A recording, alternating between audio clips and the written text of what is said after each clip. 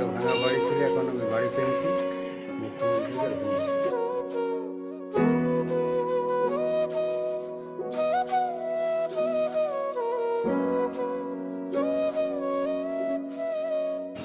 আমার আগে টালির বাড়ি ছিল, এখন আমি মমতাদির জন্য পাকা বাড়ি করতে পেরেছি। হ্যাঁ, তাই আমরা এখন অনেক ভালো আছি। সেই জন্য আমি মমতাদিকে অসংখ্য ধন্যবাদ।